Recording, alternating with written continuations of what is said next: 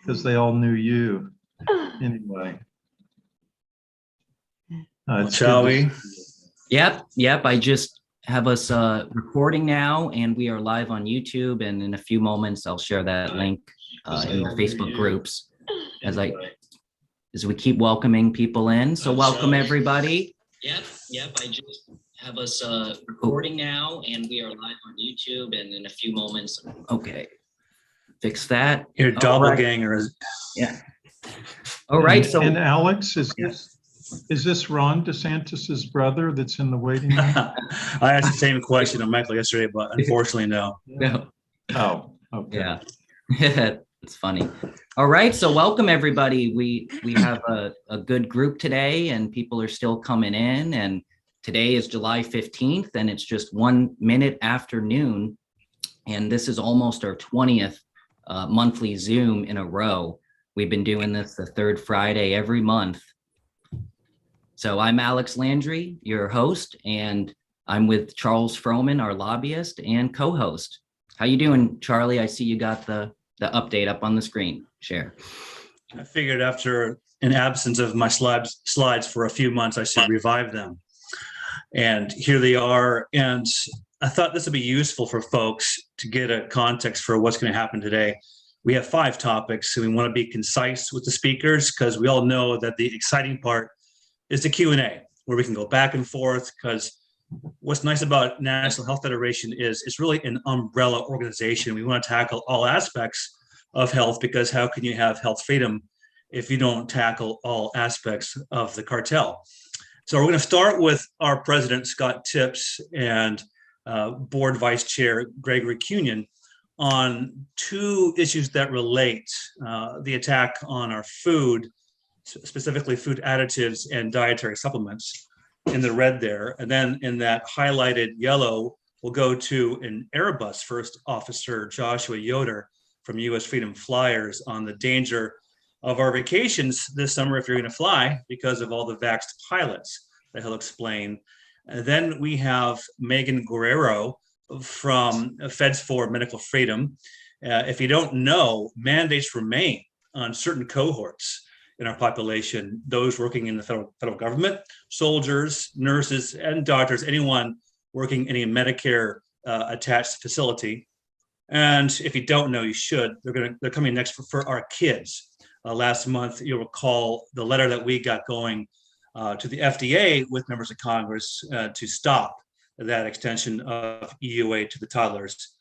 But nothing is going to stop pharma from getting their liability shield, which comes with shots on the childhood schedule. That's what it's all about. We did get a victory on a related informed consent issue with a couple comments that NHF signed on to the EPA and FCC on disability accommodation for those sensitive to wireless radiation emissions. And we'll talk about that. And that's in that yellow highlight. And finally, we'll end with the supply and demand of healthcare, that old economic curve that you need to fix for true freedom in healthcare. And we have Byron Schlomack to finish off with what I would consider a panacea, a competitive certification, which would prevent any monopolization of regulation of any type of doctoring or any other occupation in the States. A lot of people think highly of this proposal, and it's one of those big deals, and you'll understand why. The demand side I may insert when we talk about supplements, because we are behind a bill to expand HSAs for supplements. So, Scott, why don't you start off? You just went to Codex yet again. You've been going there for a decade or more.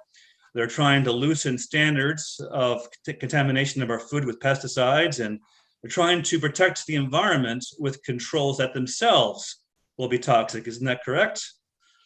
That is correct. And except for the part about going for a decade, it's been 22 years this year that I've been going, and it's been 25 years that NHF has been going.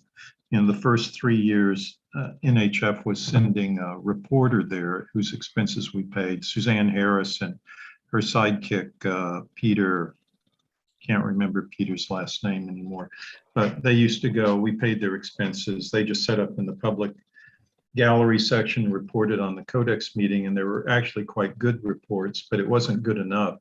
So we decided, I was living in the Nice area of southern France at the time, thought it would be cheaper to just fly there myself, got the then president's okay to do it, started going in the year 2000. That was my first Codex meeting, June 2000.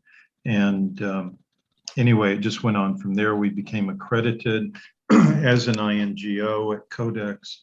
And frankly, we had a quick and easy, kind of relatively easy victory the first meeting we went to. But we didn't have a victory again at Codex for almost 10 years. It was amazing. And many told us, oh, you might as well quit. You'll never win. It's a rigged game. But then starting in 2009, we started having a victory almost every year. And people instead of laughing at us, were listening to us and acting on what we had to say. And we saved a lot of vitamins and mineral supplements from being downgraded immensely, like they wanted to put everyone here knows what Codex Alimentarius is, so I hope I don't have to get into the basics on it, but it's sort of setting the food standards globally. Sort of, it is. And for 99.9% of the world's population. So this is where the fight really is, and we're the only ones doing that fight at the global level. Everyone else is doing it at local level, maybe even national level, maybe a little bit international with one or two countries thrown in, but we're the only ones doing it globally at kind of the seat of global power. Now, this meeting that you see on the screen that we just attended and I wrote this report on is a committee meeting. It's not the actual commission meeting. The commission can't do all the work itself. So what they do is they delegate specific commodity tasks or principal tasks to various committees, something like 25 committees at this stage of the game. And NHF attends all the ones we think are important. That includes the Codex Committee on Pesticide Residues hosted by China. It used to mean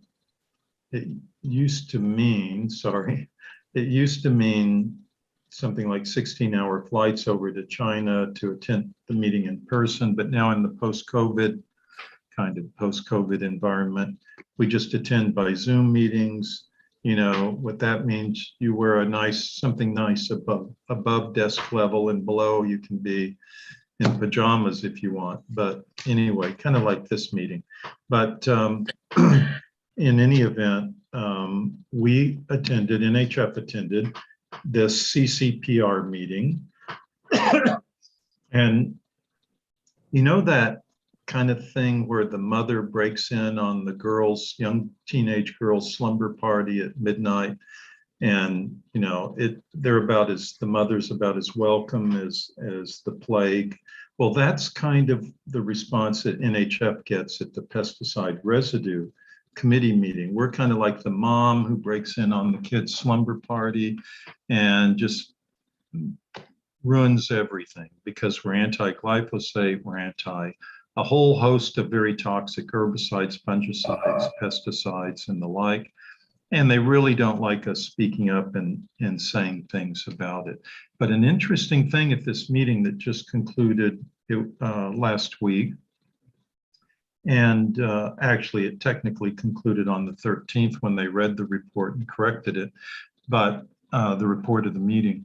But the interesting thing was they introduced some new food standards, which gives the truth to what a lot of people have been saying across the internet, social media, and the like, that, hey, they're going to start having us eating crickets instead of chicken and beef, and that sort of thing. And in fact, that's what they did. They created a whole bunch of food categories, and you can read about it in this article that's shown on your screen if you haven't already, and you can find online at the nhf.com on the homepage. Anyway, to make a long story short, and to give you a kind of a list of what they have there, they have dog meat, they have swan meat, they have crickets, of course, spiders, ticks, and lice, earwigs, I couldn't see cat meat and I didn't see human meat, so I guess those go in the positive column. But in all the rest, just about anything you can imagine, they have there as a food category. And I found out that this was really, I was doing some detective work and I found out that this was kind of the brainchild of some of the people at WHO and a few at FAO. And of course, the hosts of the committee, of the electronic working group that was dealing with this were the United States and the Netherlands, and the Dutch co-chair of that electronic working group was so proud to present all of this. Oh, and they had dolphin and whale meat on there. I was so shocked by all of this, I have to confess. NHF objected to including dolphin and whale meat and oil in there, but I didn't expand on it. I was able to get that in. So that's in the report and on record that we object to dolphin and whale meat. But I really should have included a whole bunch of others. But this has just started, so there's plenty of time to add to the list. But what NHF could really use, if there's anyone out there, maybe it's someone attending this meeting, maybe you know someone, is we really need help with a volunteer or two or three who will help dissect what they're doing and give us some good cogent arguments on what the reasons we shouldn't be doing this. I mean, some are quite obvious. You don't eat fellow sentient beings like dolphins and whales. I mean, otherwise, why not have cannibalism on there? But there are other things too, and Charles's PowerPoint slide there talked about environmental inhibitors, and that was another thing that came up. So New Zealand was very proud to present its plan to help save the planet by introducing Codex food standards for environmental inhibitors. Well, what are environmental inhibitors? Environmental inhibitors are basically anything that will reduce the nitrogen release into the atmosphere or run off into streams or bodies of water. And so, as I wrote in my report, this has disaster written all over it. They want to rush these into the marketplace. They want to start using them in the environment. They include like plant growth regulators and things like that. They want to downgrade the growth of plants and things of that sort. I can just see famine written all over this disaster. So obviously NHF spoke out against it. The EU, bless their hearts, the European Union also spoke out against it with a clarification of what environmental inhibitors actually meant. The Swiss joined in on that. So it's basically the EU, Switzerland, and NHF against pretty much everyone else. So that's kind of how it works. So this will advance, but I think we'll have some opportunities to derail it. But again, if there's someone out there, maybe they aren't as interested in researching crickets and spiders and ticks as food, but they might be more interested in giving us some good arguments to put into these Codex meetings on environmental inhibitors. That would be very welcome. And it's not just, keep in mind at Codex, it's an 8-step process. So it's not just, well, we had the meeting, it's been decided, now its standard's been adopted. No, not at all. It usually takes 2 or 3 years for this process to play out, even on the accelerated route that they have these days. But it used to take 4 to 5 to 6 years, but now they have it on kind of fast track things. Oh, and the New Zealand guy was talking about how it's so incredibly urgent that, we stop the climate change and these environmental inhibitors are going to do the trick. And, I just told the committee, we've been down that road before, this big urgency, but we really need to not rush to judgment. We need to take our time and not rush any of the reviews of these items. And so that's pretty much where it's at. Now, the one thing that's not in the report is 2 days ago, they had the reading of the report. And this is where you get to correct what maybe the raconteurs of the report wrote incorrectly in the report or even left out.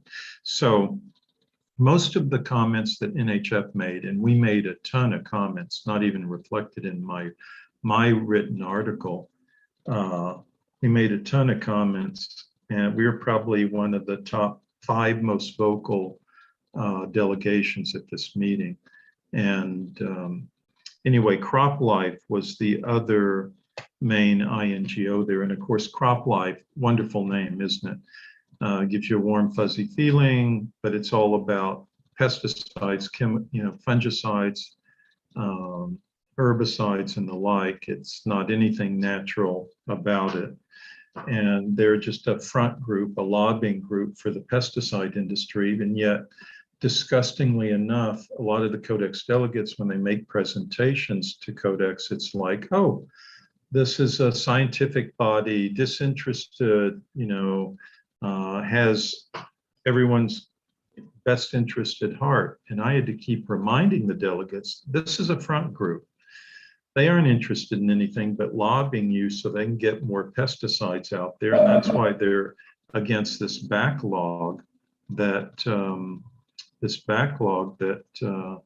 has accumulated in the pesticide review process that they're so incredibly upset about. And so some people hopefully will take this to heart. But interestingly enough, there are 2 points they didn't let us get into the report. One was in the beginning of the meeting on the very first day, I had challenged glyphosate as being, and portrayed it correctly, as being one of the main contributors to antimicrobial resistance in the world. And we had a written document that we submitted. Oh, by the way, NHF has the right to submit written documents. So someone who's helping us out, if they could help us write those, it would add to the ammunition we have at these meetings. Anyway, CropLife objected. The USA piled on to the objection, and we didn't get to have our comment mentioned in the report, although the conference room document that mentions it is still in the report, or at least referred to in the report. And then the other comment was, interestingly enough, totally unrelated to Codex whatsoever. Australia, New Zealand, Canada, the European Union, United Kingdom, and the United States, 6 countries or regions, submitted a conference room document condemning Russia for its attack on Ukraine. And NHF, out of 380 participants, was the only one to object to that. The final comment made on the final day in the final minutes of the meeting on last Friday, a week ago today, we were the only ones to speak up. And we did it on the basis that it wasn't a correct and appropriate document for a scientific body like Codex to have a political CRD in the meeting. And I pointed out the hypocrisy of it because here we had just been precluded at Codex from introducing certain things that were on the environment because that wasn't, as the US claimed, part of and CropLife claimed, part of the mandate of Codex to deal with the environment. And yet we're expected to believe that the Russian attack on Ukraine is somehow relevant to the mandate of Codex. So I pointed that out, but the Codex Secretariat said, well, the FAO legal counsel said it's all okay, so we're going to have it in. But one of the things I found out is it really didn't, in defense of the Codex offices of those particular countries, it didn't come from them. They were told from higher up to put those documents in, so they did it as they were ordered to do. But anyway, that just goes to show you how political Codex is and can be. And sometimes we can do something about it, other times not at all. So anyway, I've probably taken up a ton of time that should be allowed for other speakers, so I'll stop here. Thank you, Scott. And at the Q&A after the speakers, we'll definitely return to that. It all ties together. Greg Cunion, are you available to unmute? I don't see Greg in here. Okay, well, I'll briefly show, and Scott, you can back me up on the supplements issue. Sharing my screen once again. This has been one of NHS priorities for more than a decade, I'm sure. Maybe more than 2 decades, going back to Deshay at least. And supplements, once again, are under attack, as they always are, because they compete with the profits of pharma. So it's just natural for them to want to make life difficult for the natural industry. Currently in Congress, there is the regular annual effort to reauthorize the way FDA is funded by the user fees from the pharma companies whose drugs FDA approves. Those fees help pay for the approval process. The politicians at behest of pharma add little add-ons here and there, and Senator Durbin of Illinois has always wanted to overregulate supplements on behalf of pharma for more campaign contributions. And his latest attack would require every manufacturer to submit a new ingredient or supplements to the FDA for a public list, which sounds innocuous enough, but such public listing of a manufacturer's supplements ingredient list would violate their intellectual property and smother innovation in the market. Also, it counters a related law meant to protect our food and water supply from nefarious actors who might use these ingredients to attack us in a bioterroristic way, which is a unique argument. But we have a letter that you see there in the slide there that takes you to our website that we hope you will scroll down to the bottom to input your zip code and fire away. This just asks your representative to co-sign a letter that we got going along with the Natural Products Association from Congressman Duncan, who also helped us on the vaccine issue in the Energy and Commerce Committee, that he got a Democrat, Cardenas of California, to co-sign, and we got Boyle of Philadelphia, another Democrat, to co-sign, which would oppose inclusion of this mandatory supplement listing in the FDA User Act. That's all the grassroots efforts would do. It seems to be working because the ranking Republican on the Senate Health Committee, Mr. Burr of North Carolina, has just introduced an alternative FDA User Fee Act that excludes the mandated list provision, which probably shows that the issue is dead. Apparently, Congress has just until September to reauthorize the user fee process. Otherwise, FDA will have to start issuing pink slips to its employees. And people don't want that to happen if you're in the DC crowd.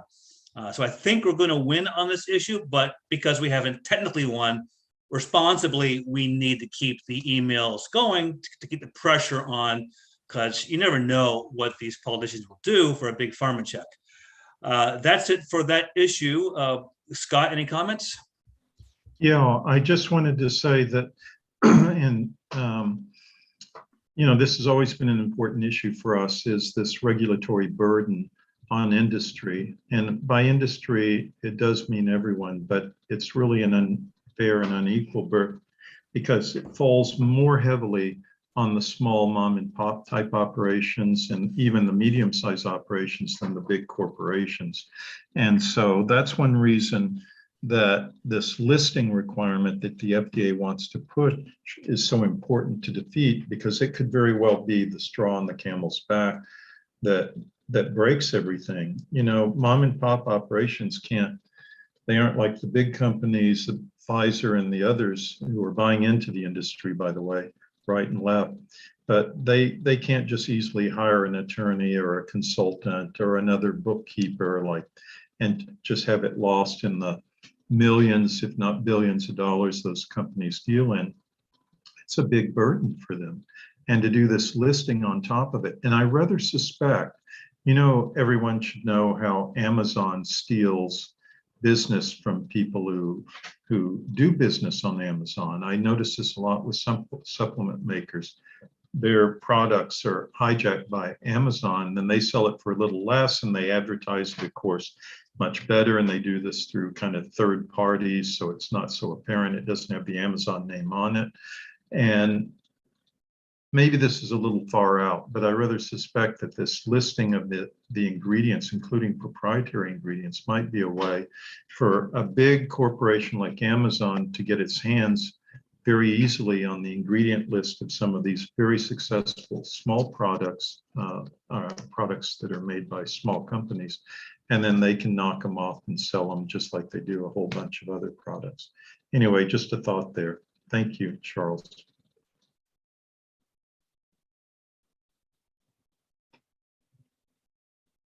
Did we lose Charles? I can't hear Charles. Yeah, sorry about that. So you see in the slides, in addition to that campaign to oppose mandatory listing, which, Scott, I forgot to give a good reason why we need your help. That's because if you submit to this list a supplement that the FDA disagrees is a supplement, then that would be an easy way to smother important supplements like NAC, which is a known COVID treatment. And of course, they'll probably target the CBD market too. So that's another big reason to help us protect your supplements by sending that letter. Right below that is another campaign you can click to allow supplements to be an eligible expense for health savings accounts, which 30 million people have in their health plans at their businesses or on their own. So let me see if I can get to the next slide here. While I do that, let me introduce Megan Guerrero. If you can unmute yourself, Megan. We have people that are still suffering from vaccine mandates. And Joshua, if you're still on, I know he had to leave. He's a pilot. And they are suffering because they already have vaccinated. And Megan, are you available to speak with us? Absolutely, I'm here. And so Megan is the board secretary for Feds for Medical Freedom. And Joshua, are you still here as well? I am, yes. Okay, and Joshua, how much time do you have? I have about 20 minutes. Okay, so we'll do you together. Megan, why don't you start off? People should know that you may have escaped your vaccine mandate when the Supreme Court overturned the OSHA mandate for big companies. But people in hospitals and nursing homes, nurses and doctors, soldiers and federal workers still have to make that Russian roulette decision. Take the vaccine, which now we know from insurance reports are causing excess death of 40, 50%.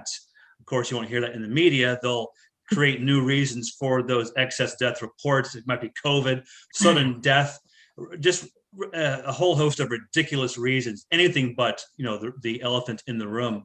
And so Megan, why don't you start with the plight of the Fed workers and what they're doing about it? And then Joshua, let's go to the risk of flying, because all your vaxxed pilot friends, they're in a difficult situation. Go ahead, Megan. Thank you. So we are Feds for Medical Freedom. We started back, honestly, our first communications were back in August with just a handful of us, realizing that Biden was going to do something, and we knew it was coming, and we knew that it was time to start taking action. So we began the organization, and we are today at over 8,400 members in our organization. So almost a year later, and it's been a very interesting experience. I'm very impressed by all of you on this call who have been doing this for a long time, because this is a tough job and there's so much to do. But it's been an honor, because we've been working with so many people who have struggled and were lost, and just the stress of this entire situation has been insane. So we are focused on fighting the mandate, but we also have been offering legal support for religious exemption applications. We also are working on EEOC complaints to try and follow as many administrative tools that we have within the federal government. I am personally within the realm of diplomats in the Department of State, and it has been quite the experience to see our communities divide and have people call coworkers plague rats, and just really discriminatory, harassing things. There are certain agencies that have required people to have different colored badges if they were unvaccinated. I mean, just really insane things that we would not believe. Most people don't believe it's happening. And it still is today. We have currently in place, we have an injunction on the mandate. We achieved that initially in January, and that was huge.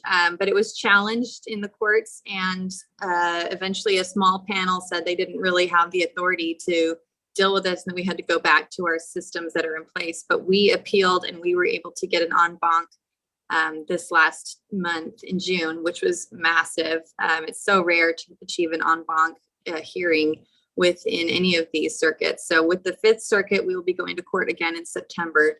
But for now, the injunction is still in place, which is a huge relief for many of us.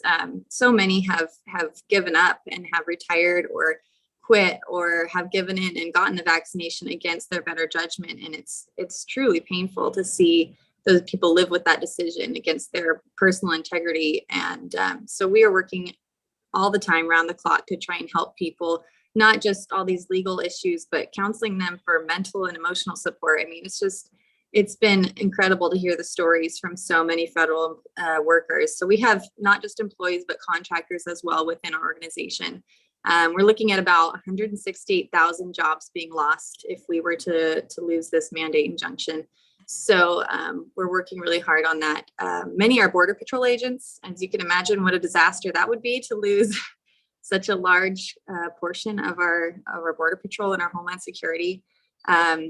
There's a lot of questions about why this is still happening. And when they know these numbers, the federal government knows these numbers, and they're still continuing to pursue this, which is really a little frightening. But Jeff Childers over at Coffee and COVID recently said, I thought he put it really well. He said, we can't afford for the feds to purge the entire federal workforce for everyone who believes in medical freedom, which really is what they're doing. So we need everybody to step up and help support, because we are your allies and we are the best tools that you have within the federal agencies. And they will try and get rid of all of us if they can.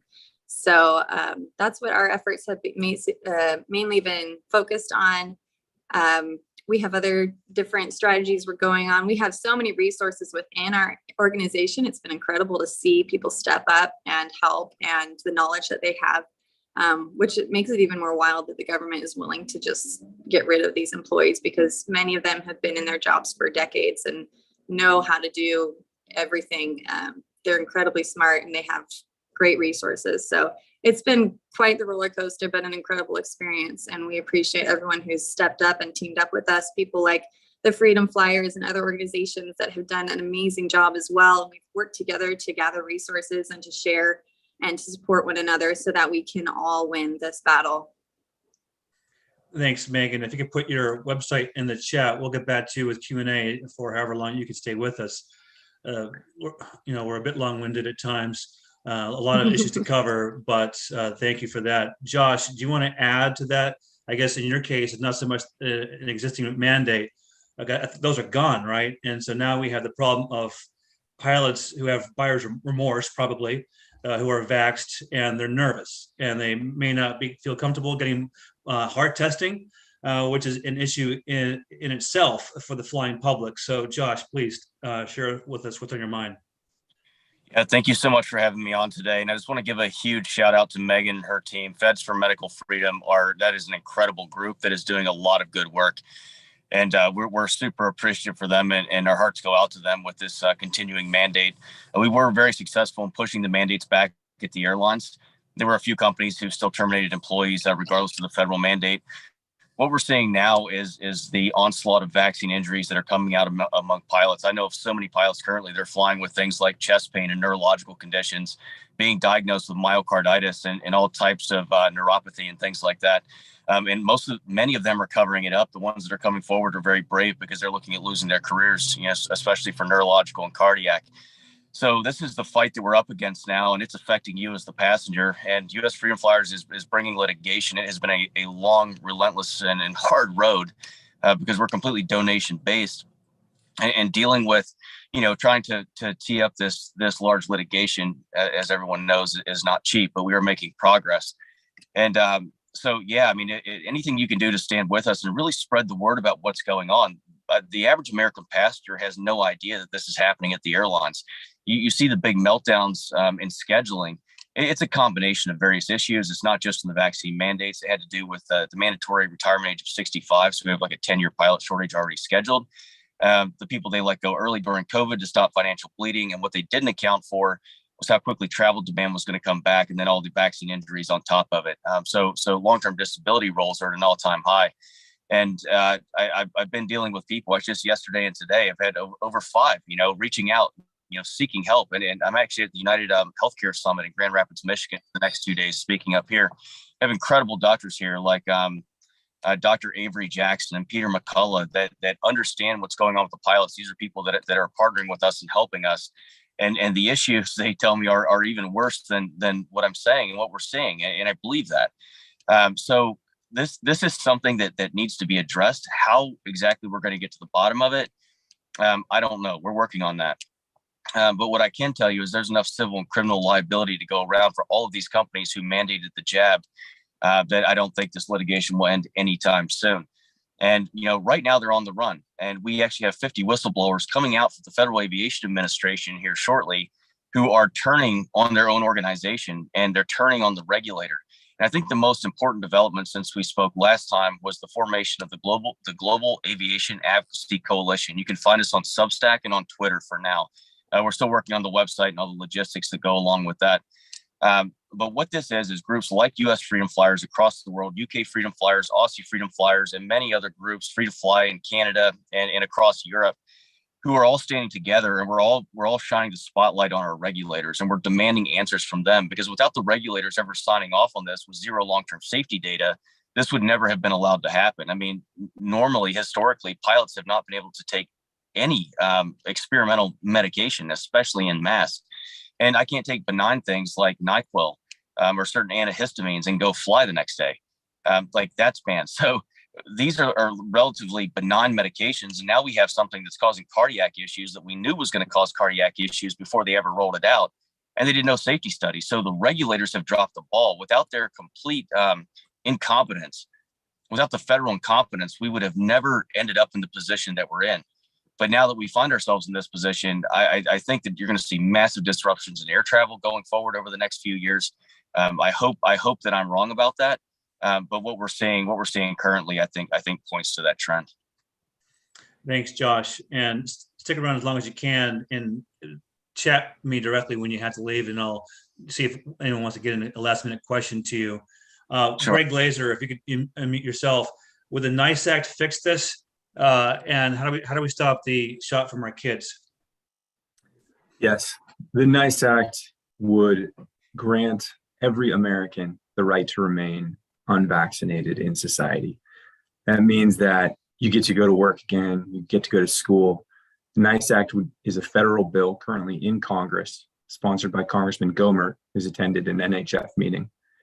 And the NICE Act is unlikely to move forward in the current Democrat Congress, but may be able to make forward movements in the next Congress. We shall see what happens politically. And the NICE Act also has a provision to uphold control group science. Control groups are, in my opinion, the most powerful evidence that we have as a movement.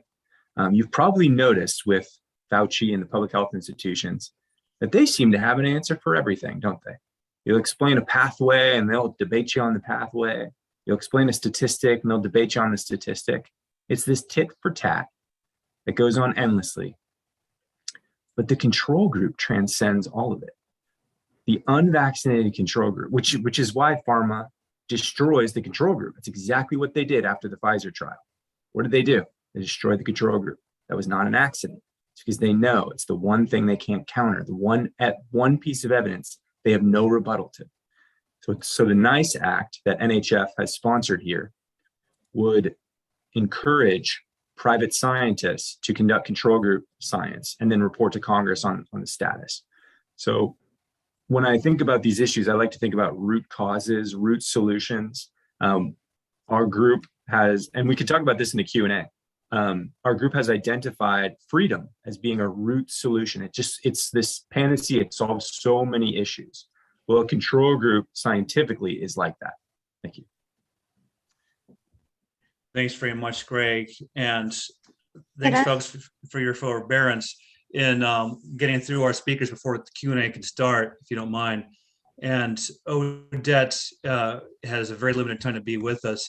We submitted 2 comments to the FCC and EPA on disability accommodation, which brings us to 2 pieces of good news. To me, this was surprising and incredible that your team, Odette, in the Wireless Risk Awareness Coalition, discovered this approach to getting accommodation from the wireless affected. I know you're on short time, so if you want to roll real quick through these 2 issues, this is our answer at NHF to send this email to demand mitigation on wireless and to get wiring connections to your premises. Go ahead, Odette. You got unmute yourself. Thank you. Thank you very much, Charles. And hello, everyone. I'm delighted to see everyone here. I'm delighted to see Dr. Artis, Charles Froman, Scott Tips, all of these people who are my heroes. All right. I am President and General Counsel of Wired Broadband. We are located in Forest Hills, New York. And I and Jenny DeMarco have bi-weekly national calls with the national groups around the United States and individuals, as well as the UK and Canada. And we all converge and talk about what we are doing to handle this 5G deployment and how we can stop it. We have been doing a number of submissions. I have been working with Scott McCullough of Children's Health Defense, and Scott McCullough is the attorney who successfully argued against the FCC in the Court of Appeals of the DC Circuit last year, where the court discredited and remanded the emission limits, the wireless emission limits that the FCC has had in place since 1996. And the court remanded them back to the FCC in order for the FCC to reconsider its determination that there was no environmental impact, no environmental review required, and that the emission limits should remain the same. And the court said that whatever the premises were may not be applicable at this time. The National Health Federation supported us in 2 of the comments, 2 of the submissions. One is to the FCC, and the other one was to the Environmental Protection Agency, specifically the National Environmental Justice Advisory Council. And they were both asking for comments. The FCC was requesting comments on implementing the Infrastructure Investment and Jobs Act in light of preventing and eliminating digital discrimination. There were about 91 organizations and individuals joining. The submission made to the EPA, NEJAC, requested comments on where federal investments should be made in the area of clean energy and climate in order to benefit disadvantaged communities. We had about 50 signers on that one. For the FCC, there were 2 sets of comments, and NHF joined us on the reply comments and also joined us on the EPA comments. Now, this has to do specifically with the electromagnetically sensitive EMS, and the EMS disabled are about 3 to 30% of the population, and they are primarily affected by cell towers, 5G cells, smart meters, and the like. This wireless infrastructure is on 24/7, 365 days a year with no off switch. We included stories of the EMS disabled in both the NEJAC and the FCC submissions. Now, the symptoms that the EMS disabled usually have are things like sleep disturbances, chronic fatigue, chronic pain, loss of immediate memory, concentration difficulty, skin problems including lesions, balance disorder, loss of appetite, heart palpitations, tremors, nosebleeds, nausea, etc. And it can also lead to blood-brain barrier leakage and damage to the immune system, chronic inflammation, impaired melatonin production, and impaired blood flow to the brain. It also increases oxidative stress and damages mitochondria. There are thousands and thousands of scientific studies that prove this indisputably. We have been asking for accommodation for the EMS disabled, and that they should be stakeholders and should be given a voice. And we were discussing this in light of the fact that there has to be some kind of digital equity and inclusion for the EMS disabled, giving them equal access as everyone else to the internet. Therefore, we promoted fiber optics broadband over wireless, and that in public anchor institutions, particularly libraries, schools, medical facilities, and the like, there should be Wi-Fi and wireless-free zones or flexible zones where there is an off switch. What we discussed in both submissions is that the EMS are being subjected to digital discrimination, and they have been the unrelenting subject of discrimination, including digital discrimination and algorithmic bias. And that has been used to belittle and deny the debilitating and physical injuries of the of their RF radiation exposure. Now, by algorithmic bias, we mean the bias that's built into the algorithms of search engines. If you do a simple search on Google, most of the search results will show a bias against EMS symptoms and discounting the EMS disabled. And the discrimination also extends to misinformation on the internet, even if it's not done by algorithmic bias. What we were professing was the requirement for digital literacy, and that the only way for, and by digital literacy I mean education regarding the importance of hardwired communications, and that digital discrimination cannot be remedied without digital literacy. Now, the EPA is using some metrics, and we suggested 3 metrics for them. To gauge RF, that's radio frequency radiation, that's wireless radiation emissions, or electrosmog, and to have a registry for the EMS disabled. Also, they should have a metric for energy efficiency regarding fiber optics deployment. Where is fiber optics deployed, where it is not deployed, and where it should be deployed, and also the health outcomes. And in addition, we recommended that in order for them to obtain an accurate reading of RF radiation emissions, they have to measure the peaks of the wireless emissions as they are constantly pulsating. And that is what is so dangerous about wireless radiation, is that it is constantly pulsating. And it is the pulsed high peak power emissions that can increase the potential for traumatic brain injury. We also talked about other vulnerable communities as disadvantaged communities that they also should include in their analysis. For instance, children, the elderly, and even firefighters. So for the children, they absorb much more radiation than adults, and because their brain tissues are absorbent. Now, what I'd like to do is I'd like to show you exactly just how absorbent they are. Can I share my screen? Alex, if you want to make her Oda a co-host. Yep, I'm doing it right now. Give me 1 second. Okay. Oh, host disabled participant screen sharing. Yep, just 1 second here. Okay.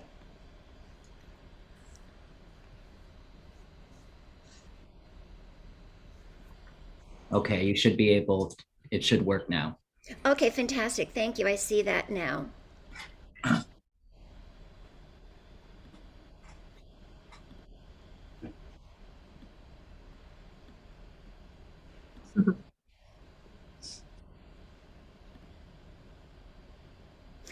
Okay, so you'll see here that children are very vulnerable to radio frequency and microwave radiation. This is a study that was done by Dr. Gandhi, and he showed that in an adult, if this is the top of the head, and this is the ear, and this is where a cell phone is.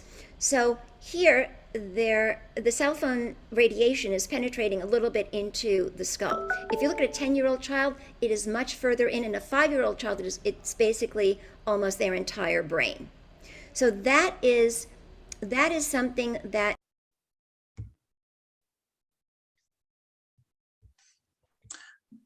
Oda, you need to unmute yourself. I'm sorry.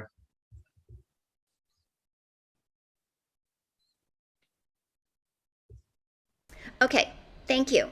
So that is something that people don't realize, that children absorb this much more than others. And in addition, there have been studies that elementary school children who are exposed to high levels of RF radiation that were generated from mobile phone base stations just 200 meters from their schools had a significantly higher risk of type 2 diabetes.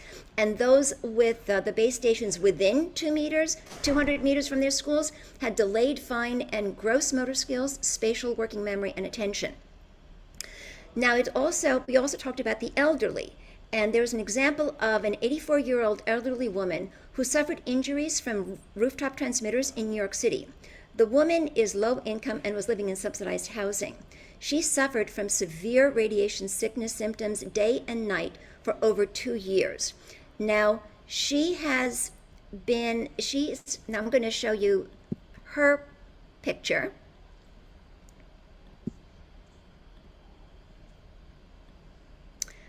Okay. And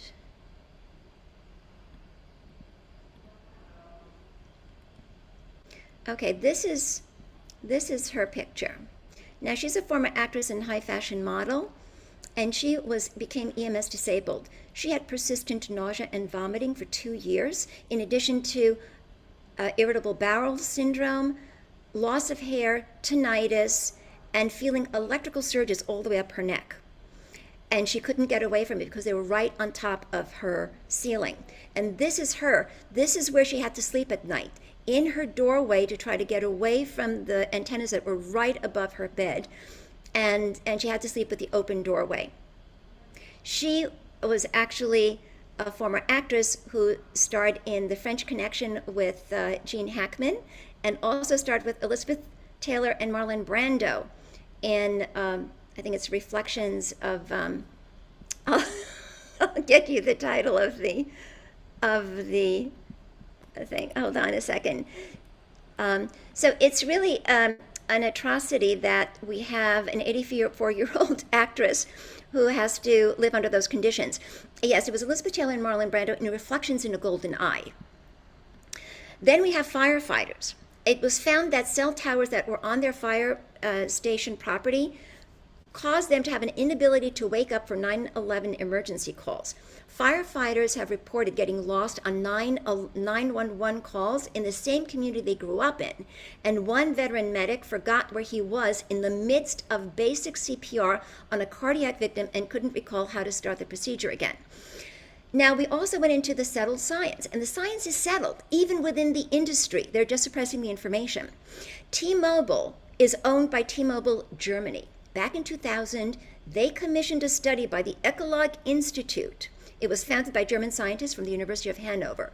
They found definitive risks of cancer of the central nervous system and testicular cancer, leukemia, damage to the immune system, and cognitive impairments. They also provided precautions for vulnerable populations, such as children and the elderly. And they said that further research had to be done for the EMS sensitive. Now, there are also consumer brochures to date referring to RF radiation as a pollutant. There are also current annual reports, and those filed with the SEC, the Securities and Exchange Commission, where the industry acknowledges the risk of litigation from personal injuries, and that defending any potential suits and amounts that they may have to pay out could materially adversely affect their operations or financial results. Even technical executives restrict and forbid their children's use of the very technology that they're providing to the public. And that also includes Bill and Melinda Gates and Steve Jobs. And the FCC also acknowledged that there are some adverse effects of low-level RF radiation back in 2019. So there's ample evidence and information, overwhelming information about the scientific evidence of harm. Now, on top of that, the 5G deployment does not comply with the rule of law, neither by the letter nor the spirit of the Telecom Act of 1996, nor by court decisions. The stated purpose of the Telecom Act is to protect life and property. Now, the Court of Appeals of the D.C. Circuit in 2019 vacated the FCC's 5G deployment order because it did not require environmental or historic preservation review and reinstated the requirements for environmental and historic review. To date, that has not occurred. And back in 2021, the same court, as I said before, discredited the outdated 1996 wireless emission limits, and the FCC has still not updated its limits, and it's now almost a year later. And on top of that, governments are referring to wireless as clean energy. It isn't clean energy and it isn't green. We covered that in both of the submissions because wireless infrastructure has been shown to damage trees, and trees are also being cut down for 5G. So if the trees and tree canopies are supposed to be our carbon sink, why deploy wireless infrastructure that has the potential of depleting our carbon sink? And so decarbonization now is obviously the process of reducing and removing carbon dioxide from outside of the atmosphere from fuel combustion. However, any benefits of reducing fuel combustion is likely to be offset by the proliferation of wireless infrastructure because of its unquantifiable liabilities and health risks associated with it. Now, we have an opportunity right now to change things in the FCC. Gigi Sohn is an attorney who was nominated by Biden for FCC commissioner.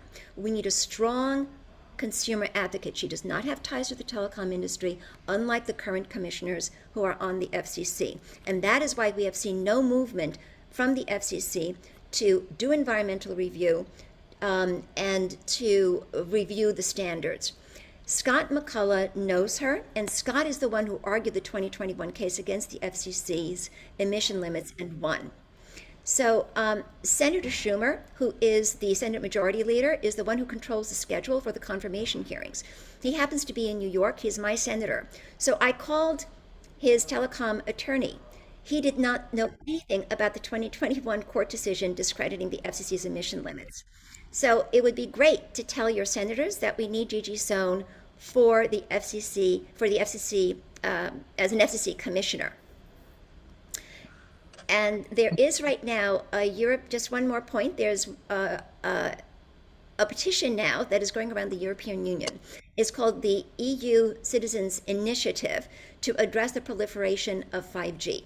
If they get 1 million signatures, then the EU must consider that initiative and must determine whether or not to proceed with 5G. So I think that does it for my presentation. Thanks so much, Odette. And Byron, if you could sneak in your proposal fairly quickly, we'll complete our show within an hour. Byron got his proposal out of the Goldwater Institute into a bill form a decade ago in Arizona, and now it's in Oklahoma. And it would allow escape from licensing for any occupation as long as you're complying with the criteria of a registered certifying organization. Byron, how significant is that change in law for all occupations, especially healthcare? Well, it would be huge. Right now, licensing dominates something like 25% of the labor force. It blocks opportunity, it blocks innovation, it blocks many people from availing themselves of the benefits of their own skills and insights and innovations. So, and all of it, licensing started with healthcare. And it's grown into this hydra of regulation. The idea behind this is certification doesn't preclude people from entering into an occupation if they aren't certified. It potentially creates a lot more competition. The idea behind this notion is that you would get a certifying organization, a private certifying organization, would get legal fraud protection as opposed to should someone violate their certifying credential, instead of having to take them into civil litigation, they can get this fraud protection from the government only under certain circumstances that are mostly focused on transparency for the consumer, letting them know that practitioners aren't licensed, letting them know though what the training is, and how it's being enforced. Both the organization and certifying organizations, certified practitioners would be subject to many of these things. So multiple certifying organizations could form and compete in the same space, whether it's in healthcare or other occupations. And not only that, the way that this is drafted, certifying organizations or certified individuals under this law would be able to compete in licensed space as well. So when you look at situations, one of the reasons for so much licensing is that one of the reasons it's proliferated is because getting yourself licensed in your occupation is the only way to protect yourself from being persecuted by already licensed organizations. So why are chiropractors licensed? One of the reasons is that they were persecuted by the allopathic medicine licensed doctor organizations at the state level. So they created their own licensing law. As soon as they got their licensing law, they persecuted massage therapists. And of course, they had to get their own licensing law to keep from being persecuted. This would allow groups of individuals who are involved in a particular occupation that competes in the same space with already licensed organizations or already licensed occupations to form a certifying organization and avoid that harassment. That kind of harassment would simply be prohibited, again, as long as certain conditions are met. So this would open up competition in medicine and in other occupations. The law, for example, if it were passed into law. That's fantastic, Byron. And folks, I guess, Alex, you'll lead the Q&A. Just find the reactions tab around your Zoom controls and click the raise hand icon. Alex, you want to take it from here? Yeah, thank you, Charlie. So I see our NHF Executive Director of Canada, Beatrice. You want to unmute?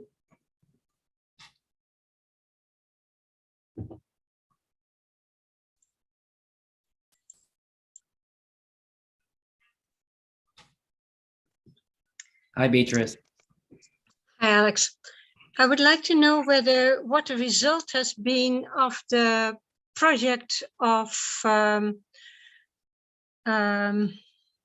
what's his name? Benz? Yes, that's it, Dr. Benz. Are there results of groups that did something and came out with a project that can wave a flag for National Health Federation? I can respond to that, Alex. Beatrice, basically what was being held in attendance are enough people to sign up for the breakout groups, and there weren't enough people signing up for the breakout groups. So far as I'm aware, that project has come to an end due to not enough participants. So, and for those out there who aren't familiar with Dr. Benz, it was a project done mainly last year in which Charles Benz was trying to do a process to get to the root causes of the problems in our healthcare system. And he had a certain way of doing it. And then it was to result in breakout groups, but we didn't have enough people for that. So that's what happened. Thank you for your question, Beatrice. Anybody else? Betty? Yes. Been very patient. Okay, you can hear me? Yep. Okay. I want to bring two things to your attention. Not exactly sure how we're going to solve them, but here's a problem. When you were talking about ingredient list, this drug is called cholestyramine, and it is vanilla flavored. A hospital handed it to me and said, please note there is no aspartame, after which I took it and had a heart attack. what people don't know is anytime you see vanilla flavor, they're not going to use real vanilla. They're going to use vanillin. And vanillin is genetically engineered with aspartame. So this is now being put in all kinds of product. Anytime you see vanilla, it's probably got aspartame in it. I know Dr. Blaylock said the other day, said, "You're still here." I said, "We've never solved this problem." And one doctor told me that 50% of the people that come in the hospital are there because of aspartame. And something else that people don't know right now is that because aspartame and the vax are both systemic poisons and both of them damage the mitochondria, they have exactly the same symptoms. So for instance, Dr. Blaylock wrote us a palate alert, and basically he described all the cardiac problems it causes, and and seizures and whatnot. Dr. Blaylock also wrote the athlete alert. And so now you hear with the vax about groups of people that are pilots or athletes or pregnant women. In one study, everybody lost their baby but one. Were actually in groups. And when I did a radio show the other day, Jeff Rentz was interested in the fact that people don't know what they're doing with the vax. So one girl had been hit 3 times, and I got a call and said I was driving and I forgot how to drive. So we're getting all these problems. Aspartame causes MS and lupus. So does the vax. And how far will they go to stop you? General Aviation called me, and actually just a pilot. They didn't say General Aviation, but they'd written an article on seizures, and pilots keep having seizures from aspartame. So since I wouldn't cooperate, they just wrote an article as if they were interviewing me, and they never did retract it. So now, if you remember, in Britain, 4 British pilots dropped dead, and I'm getting all kinds of reports. Even the terror in the skies is one. Even the Enquirer wrote and said it's Russian roulette now to fly. I would not get in a plane today because I know too much about all the symptoms, and I've tried to correct it. Oh my God.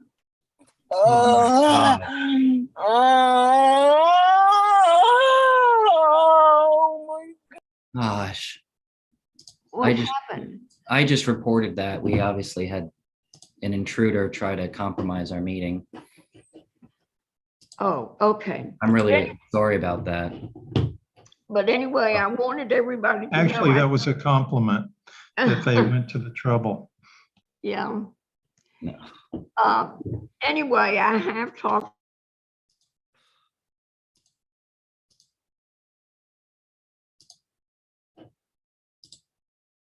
Betty, you're muted. Okay, so I have sent Judy Mikovich a note, and also Robert Young, that I think I'm still muted. No, you're not. We can hear you. Okay. We need to get some kind of flyer so I can get it to the pilot unions all week in a neighborhood email. They're saying Delta keeps canceling the flights because they don't have enough pilots to fly the planes anymore. And then Jeff did a radio show on our Mission Possible Minnesota, who's been hit 3 times. That every time she asked, "Are you vaxxed?" And they say yes. And I didn't know what I was doing, just like with the pilots. So it's a very serious problem that I'm trying to figure out. When they did that Advantane, it's made up of 50% aspartame, 50% vanillin, and then they interact with each other. And before they approved Advantane, I sent the FDA all the studies I could find, and they all showed the interaction of the vanillin with the aspartame. And in places like Spain, Dr. Alemany told me something about the fact that you go into a pharmacy and all the pediatric drugs, most of them have aspartame in them. So we have a serious problem on our hands. And then you've got the FDA. Betty, you muted again.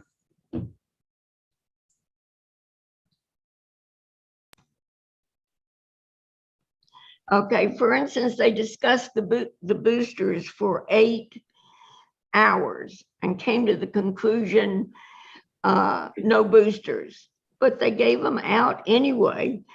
And now they're ordering thousands of baby coffins. It's mind-boggling and overwhelmed. The problems, it's like having 2 different aspartame problems on the planet now, and you don't know which one is killing them. But the pilots now are having to change occupations because they're getting myocarditis and all these different cardiac problems, and aspartame causes them. You know, I was wondering last night when Ivana Trump, died, I wondered if she was, she'd been vaxxed, because in several cases, within 2 or 3 days, they dropped dead. In fact, Stephen Fox, who's our Mission Possible in New Mexico, told one man, don't go in there, do not get vaxxed. It is not a vaccine. It's a gene therapy and it can kill. And he went in there anyway, came out, walked a block, and just dropped dead right there in front of Stephen. So that's why they won't take the cases that are up to 2 weeks after they're vaccinated, because of the ones that are dropping dead. So anyway, I just wanted to get all that information to you to see how far the problems go. And I have not seen one product with Advantane in it, but it's been approved. And that makes me think it may not be labeled either. And like one physician said, 50% of everybody in the hospital is usually an aspartame victim. Thank you so much, Betty, for sharing all of that. You're very brave, and we're so grateful you're here to share that important information with all of us. Scott, I know you've been patient with your hand raised there.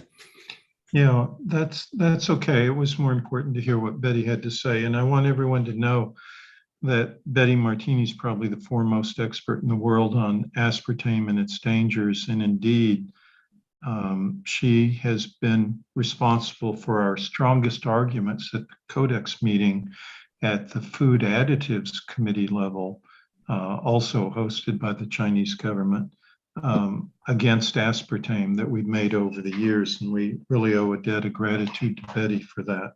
And she's been a strong supporter of NHF, which is even better. But I have to say, I actually flagged up originally to talk, to mention something to Byron. And just real quickly, it won't take long. But historically, NHF, mea culpa, or however you say, we are guilty in Latin instead of I am guilty, but NHF was the one responsible back in the 60s for getting chiropractors their own licensing board and out under the thumb of the American Medical Association, the state medical boards. NHF is the one who did that. And but the funny thing is, Byron, we learned our lesson because we saw how, just like you said, those chiropractic boards became ossified. They developed their own orthodoxy. And they went, as you know, and said and have argued against licensed massage therapists and not licensed, but massage therapists and the like. But at the same time, they also went against any of their innovative members who kind of deviated from the orthodox chiropractic treatment standard of care, as they like to call it, no matter what the profession. So we learned our lesson. We learned the lesson that it's better to back safe harbor laws or private certification. We even toyed with the idea of having NHF develop its own brand to certify certain either practitioners or products. And we've considered doing that. But anyway, it's just sort of a footnote to what you were saying, historical footnote to what you were saying. I just wanted to add that in. Thanks. Thank you. I don't have a lot to comment on other than the fact that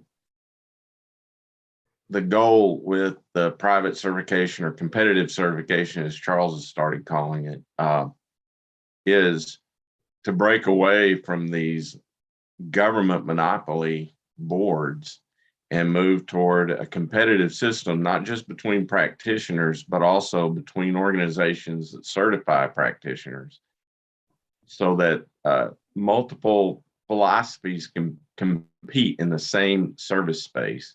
And I just, it's hard for me to understand. I've presented on this particular topic to places like the American Legislative Exchange Council, as well as the State Policy Network. These are state organizations that are oriented towards state policy.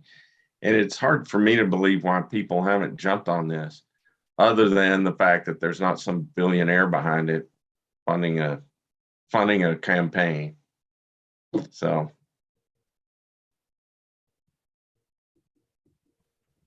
Thank you for that. All right. Do we have any more questions, Charlie? I'll ask a round of questions. Can you hear me, Alex? Yep, we can hear you. So for any of the vaccine choice guests still on, Megan, Joshua, or Greg, I want to have what do we do now kind of comment from each of you. They're coming after our kids. There's injured pilots. There's people still facing mandates.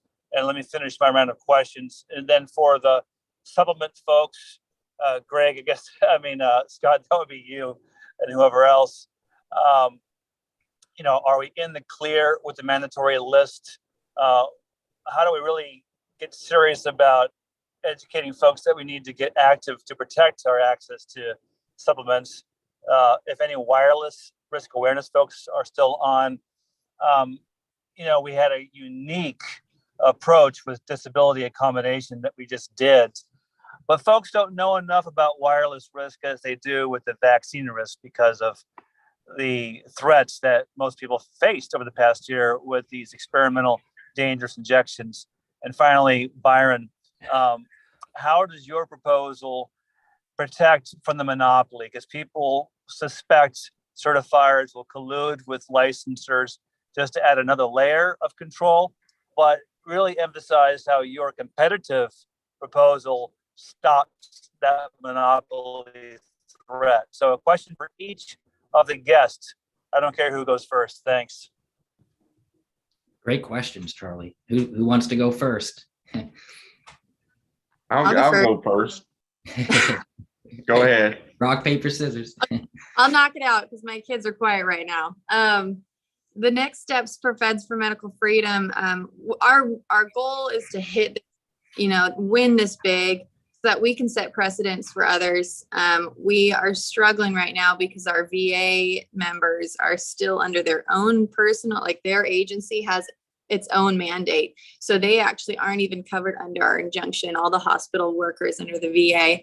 and they're struggling. We're doing our best, but really we can't do anything more for them until we get this precedent, and then we can take the next step to get them covered as well. I know that, all healthcare workers across the country are suffering from this, and we watched them lose their case. And it's weird because OSHA, the OSHA case was shot down, and all those people were freed from private companies. And then the medical world, that's just a whole different sticky topic and a whole nother ballgame. But really, if we can get our federal workers freed from this, then we know we can move to the next step and try and work on it for everybody. I loved hearing about the NICE Act. I think that's going to be incredible. We can definitely get people to support that and to make some noise and get that moving, because that would, of course, solve all of these problems. But our main goal is to set that precedent. And then we are planning on taking action against those who have done this to us, who created these policies, who enforced these policies knowing they were wrong. Many of the supervisors admitted they knew this was wrong, but they had to enforce it anyways. Their job, no, don't blame me, it's just the job. And some of them were really nasty about it. And we plan to take them to court as well. We plan to make sure this never happens again, and that people think twice before ever trying to push something like this on their employees or in the government anywhere. So.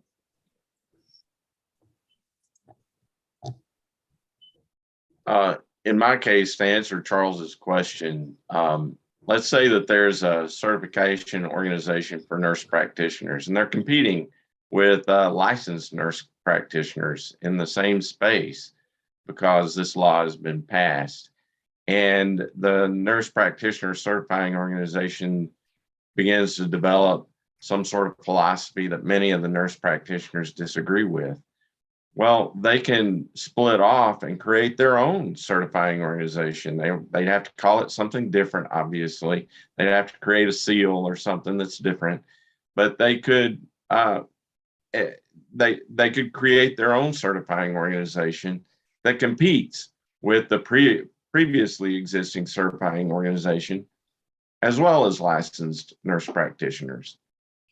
This could happen in space that isn't even licensed right now. You could have somebody create a certifying organization. In that case, there's nothing in the law that precludes anyone from practicing that occupation without a certification. So they would not just be competing with potentially other certified individuals certified by private organizations with a slightly different philosophy. They would be competing with individuals who aren't certified at all if they wish. The only restriction there would be how good do you look competitively in the marketplace, and that would be up to individual practitioners to decide whether they wanted to join a certifying organization or not. Again, that's an unlicensed space, but ultimately in occupational areas where licensing exists, the hope is that licensing would simply sort of die on the vine over time, because people would recognize it's just not necessary for the protection of the general public.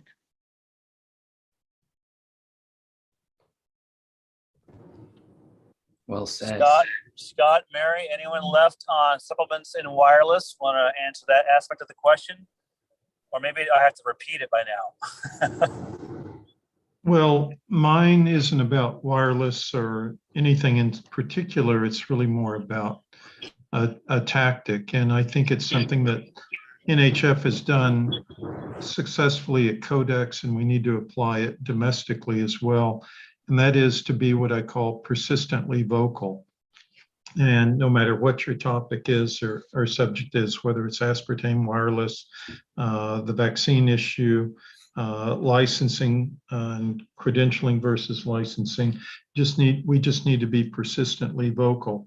We write our Congress critters, and then we call them, and then we email them, and then we show up at their regional office or local district office or in DC, and we do it with friends, family, whomever, and then we start the whole process over again until they get so sick and tired of hearing from all of us they have to do what we want, and they can't ignore us. So we have to be persistently vocal. that's all I have to say about that. Thank you, Thanks. Scott, because sometimes it's like we're educating them too with what we're saying, and that's really important that they understand the health freedom perspective and values that we all share here. Speaking of education, folks, in chat, I put our latest project, a questionnaire for candidates that you can send to your incumbents, your reps already there, both federally and in the states, and to the candidates. About 5 questions on the usual topics: vaccine informed consent, wireless risk awareness, right to try with supplements, yes or no kind of answers to, avoid letting them off the hook. We want to know where they stand. Health freedom is the biggest issue, Greg Glazer, if you're still on, as you like to say. And at the bottom, the last question is open-ended. What are you going to do for health freedom? So we can maybe see if they have a new idea we can support. Thank you so much for that, Charlie. Well, we're almost at 90 minutes here. So any closing thoughts? Per usual, it looks like the third Friday next month is the 19th. So we'll plan on that. So please, in the meantime, this was streaming live on YouTube, but I'll be uploading this to Rumble. So please, for those friends of yours that weren't able to join us today, if you could please share that link, and make sure to subscribe to our email list so you can receive these Zoom invites. And then we can prevent what kind of happened earlier with someone trying to sabotage our meeting. Any closing thoughts, Scott? I just want to say I'm glad none of the other participants did what our intruder did, but I appreciate everyone having joined the meeting, and you're all making a contribution to advancing health freedom, and it's sort of the sum of all our efforts. And Maureen Kennedy Solomon said once, she said, all of us together are smarter than any one of us. And I think that's certainly true with our group. So just got to remember that, and then keep being persistent, and ultimately we will win and create a better world for our children and our family and our friends and everyone else, even those people who don't know we're fighting for their best interests. So even posterity. Yep. And posterity. So anyway, all right. Yeah, and everybody watching live and in the future, please, when you join the National Health Federation, you unleash your inner activists, and you get to receive our health freedom news that we've been producing since the 80s, one of the leading publications for all health freedom current events and updates. So thank you again, everybody, for your participation and such great guests and speakers we had today. So have a great rest of your weekend, everyone.